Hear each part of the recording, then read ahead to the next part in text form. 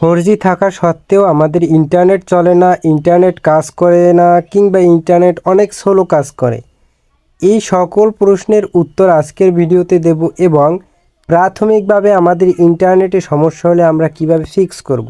Dear viewers, আমাদের প্রাথমিক কোনো সমস্যা হলে দেখা গেছে যখন আমাদের ইমার্জেন্সি হয়ে যায় ইন্টারনেটটা ফ্লাইট মোড অন করে আবার অফ করে দিতে পারি। আমরা ফ্লাইট মোড অন করে অফ করলে কিন্তু আমাদের সিমটি অফ হয়ে আবার অন হবে। এতে যদি কাজ না হয় তাহলে আমরা যেটি করব, আমরা ফোনটিকে একবার অফ করে আবার অন করব। ডিয়ার ভিউয়ার্স, এতেও যদি কাজ না হয়, এটা হলো প্রাথমিক ধাপ। এটি হলো ইমার্জেন্সির ক্ষেত্রে, কিন্তু আমাদের ফোনে যখন 4G কানেক্ট থাকে তারপরেও ডাটা স্লো চলে কিংবা চলে না, এটির প্রধান কারণ কি? এই প্রশ্নের উত্তর আজকে জানব।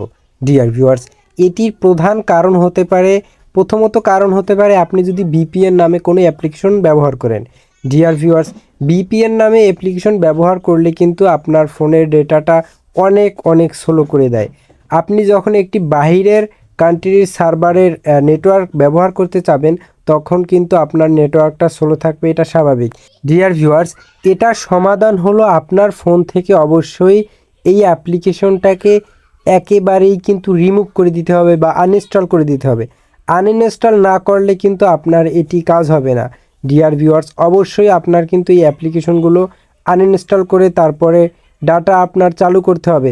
এরপরেও আপনি যেটি করবেন, আনইনস্টল করার পরে ফোনটিকে অফ করবেন, তারপরে আবার অন করবেন। অন করার পরে ডাটা কানেক্ট করে দেখবেন যে ঠিক আছে কিনা। এরপরেও যদি কাজ না হয়, আপনারা একবারে লাস্ট দুটি অপশন যেটি করতে পারেন, প্রথমত যেটি করতে পারেন, আপনারা চলে যাবেন ফোনের সেটিংসে। এই যে দেখুন সেটিংস নামের একটি অপশন, জাস্ট সেটিংসে চলে যাবেন। সেটিংসে যাওয়ার পরে আপনারা একবারে নিচে চলে আসবেন। নিচে চলে আসার পর অ্যাবাউট ফোন নামের যে একটি অপশন পাবেন, জাস্ট এখানে ক্লিক করবেন। এখানে ক্লিক করার পর একটু নিচে চলে আসবেন। এরপরে দেখুন লেখা রয়েছে রিস্টার্ট নামের একটি যে অপশন রয়েছে, জাস্ট এখানে ক্লিক করবেন। নিচে দেখুন, এখানে ক্লিক করার পরে এখানে রিস্টার্টের অপশন চলে আসবে, সেখান থেকে একটু নিচে ক্লিক করবেন। এরপরে দেখুন রিস্টার্ট মোবাইল নেটওয়ার্ক সেটিংস।